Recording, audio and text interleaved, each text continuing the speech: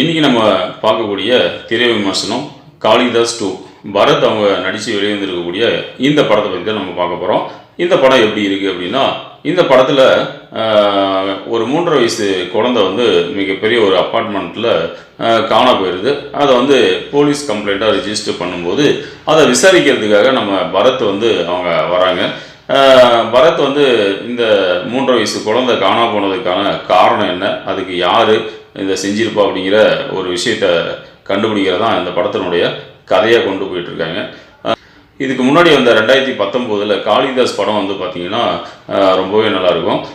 அதே மாதிரி இந்த படத்தையும் நம்ம எதிர்பார்த்து பார்க்க போகும்போது இந்த படம் வந்து பார்த்திங்கன்னா அந்தளவுக்கு ஒரு கதை சுவாரஸ்யமாக இல்லை அப்படின்னு தான் சொல்ல முடியும்.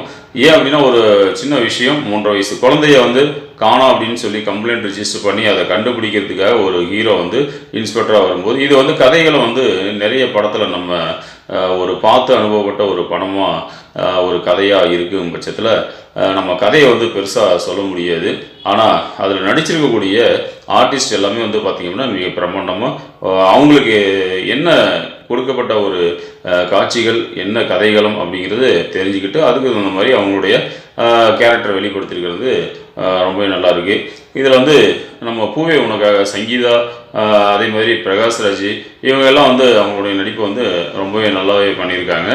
அதில் பரத்தும் வந்து ரொம்ப அருமையாகவே பண்ணியிருக்காங்க.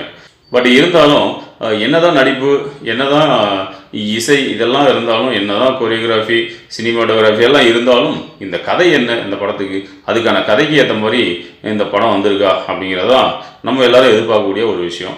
ஸோ அந்த வகையில் இந்த படம் வந்து பார்த்திங்க அப்படின்னா கதையை பொறுத்த வரையிலும் எதுவுமே இல்லை. படத்தில் நடிச்சிருக்கக்கூடிய ஆர்டிஸ்ட்டுக்காக நம்ம இந்த படத்தை பார்க்கலாம். மற்றபடி இந்த படத்தில் வந்து சினிமாட்டோகிராஃபியும் கொஞ்சம் அங்கங்கே பிசிலடிக்குது. இசை ஓரளவுக்கு இந்த படத்துக்கு வந்து பரவாயில்ல. பட் இருந்தாலும் இந்த படத்தை பொறுத்த வரையிலும் நம்ம பார்க்கலாமா அப்படின்னு கேட்டால், விருப்பம் இருக்கவங்க இந்த படத்தை வந்து ஒரு முறை பார்க்கலாம். மற்றபடி ஃபஸ்ட்டு வந்த காளிதாஸ் படம் மாதிரி இந்த படத்தை இன்னும் கொஞ்சம் மெருகேற்றி எடுத்துருந்துருக்கலாம் அப்படின்னு சொல்லலாம்.